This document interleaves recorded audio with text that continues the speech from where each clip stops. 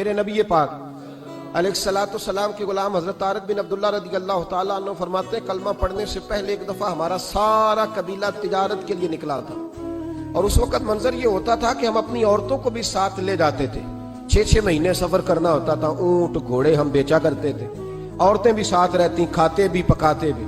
کہتے ایک سفر سے ہم واپس آ رہے تھے تو مدینے کے باہر صحرا میں ہم نے پڑاؤ کیا، اکیلے رسول پاک صلی اللہ پھر ایک دفعہ پڑھیے گا، ایک دفعہ پھر کہیے گا صلی اللہ تعالی علیہ وسلم۔ کہتے ہیں نبی پاک تنے تنہا اکیلے، حضور نہ سیر کرتے کرتے کرتے کرتے ہمارے قافلے کے پاس سے گزرے، خیمے لگے تھے، پڑاؤ کیا، محبوب تشریف لے آئے۔ کہتے ہیں حضور سید عالم صلی اللہ تعالی وسلم تشریف لائے، کوئی قبیلے میں سے قافلے میں سے حضور کو جانتا نہیں تھا۔ ایک سرخ رنگ کا اونٹ تھا ہمارے سردار کا جو بکنے سے رہ گیا تھا، بڑا خوبصورت۔ کہتے ہیں نبی پاک کو پسند آ گیا۔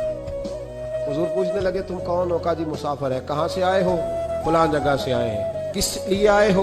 ہم تجارت کی غرض سے نکلے۔ اونٹ بیچو گے؟ بیچنا ہے۔ کتنے کا سودا طے ہوا؟ اس نے کہا اتنے لینے، حضور نے کہا اتنے دینے ہیں، بات طے ہو گئی۔ کہتے ہیں لگام حضور نے پکڑی اور فرمانے لگے وہ سامنے میرا شہر ہے جس کا نام مدینہ، وہ میرا شہر ہے، میں ابھی مدینے جاتا ہوں، اپنے غلام کو بھیجتا ہوں اور تمہیں آ کے نہ قیمت دے جاتا ہے۔ محبوب گھوڑے کی لگام تھا، اونٹ کی لگام تھا، میں نکیل تھا، میں اونٹ تھا سرخ رنگ کا۔ حضور لے کے جب نکلے نا، تھوڑا سا چند قدم آگے گئے تو ان میں سے ایک شخص بولا، کہنے لگا سردار آپ سیانے لوگ ہیں، سمجھدار ہیں، اس شخص کا نام پوچھا آپ نے؟ قبیلہ پوچھا ہے؟ ایڈریس کا پتہ ہے؟ پتہ ہے کہاں رہتا ہے؟ اتنا قیمتی اونٹ دے دیا۔ سردار بھی کہنے لگا، سارے کہنے لگے یار ان کی باتوں میں اتنی لذت تھی، ان کے گفتار و رفتار اتنی باوقار تھی، مزیدار تھی کہ ہوش ہی کوئی نہیں رہا۔ بھئی ہم پرانے تاجر ہیں، کبھی اس طرح کا سودا کیا ہی نہیں جس طرح کا آج ہو گیا۔ اوہو واقعی کچھ نہیں یاد رہا، کوئی سمجھ نہیں آئی۔ وہ ابھی نظر آ رہے، ایک آدمی دوڑ کے جاؤ، دوڑ کے اور جا کر کے نا ان سے کہو بڑی جائز بات ہے، وہ ناراض بھی نہیں ہوں گے۔ ان سے ایک شخص کہو کہ بھئی اونٹ دے جاؤ، پیسے لے آنا اور اپنا مال لے جانا، دوڑ کے جاؤ۔ ایک شخص دوڑنے لگا تو سردار کی بیوی خیمے کے اندر تھی، پردے کے پیچھے سے بولی، کہنے لگی خبردار کوئی پیچھے نہ جائے، اگر پیسے مل گئے تو ٹھیک ہے، نہ ملے تو میں دے دوں گی، کوئی پیچھے نہ، کوئی نہ جائے پیچھے۔ سردار کہنے لگا تو جانتی ہے؟ کہنے لگی نہیں۔ کہا گارنٹی کیوں دے رہی ہے؟ تو کہنے لگی تم نے ان کا چہرہ نہیں دیکھا؟ تم تو سودے کر رہے تھے، میں پردے کے پیچھے سے دیکھ رہی تھی۔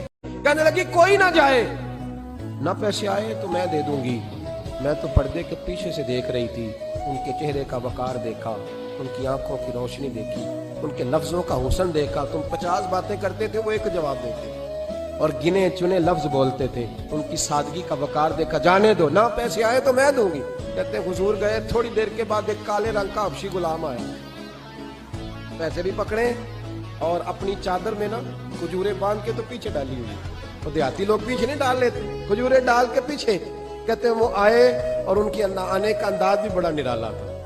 کہتے ہیں وہ جھومتے جھومتے اللہ کا ذکر کرتے، اللہ الصمد کرتے پہنچ گئے اور آگے کہنے لگے تم سے میرے نبی نے اونٹ خریدا ہے؟ تم سے؟ کہا ہم سے خریدا ہے۔ کہنے لگے یہ تمہارے پیسے؟ اور پھر چادر کھول کے صحرا پہ بچھا دی، کہنے لگے یہ تمہارے پیسے اور کھجورے کھاؤ، میرے نبی نے تحفہ بھیجا ہے، کھاؤ حضور نے تحفہ بھیجا ہے۔ تو وہ سردار کی بیوی اونٹ ہٹا کے کہنے لگی اور کالے رنگ کے حبشی غلام انہیں کھجورے کھلا اور مجھے اس عزت والی ماں کا نام بتا جس کے گھر میں ایسا لال پیدا ہوا، انہیں کھجورے کھلا اور مجھے اس عظمت والے باپ کا نام بتا جس کے گھر میں ایسا پھول کھلا ہے، وہ قبیلہ تو بتا تو صحیح، وہ کون تھے؟ 2 گھڑیاں رکے ہیں پر خوشبو ہی پھیل گئی ہے، رنگ ہی بدل گیا، تار کوئی مثل نہ ڈھولن دی، تو چپ کر مہر علی ایتھے جہاں نہیں ہو بولن دی۔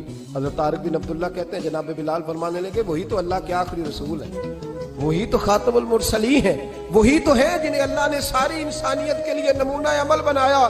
کہتے ہیں ہم اونٹ بیچنے گئے تھے پر سارے کا سارا قبیلہ ہی مسلمان ہو گیا۔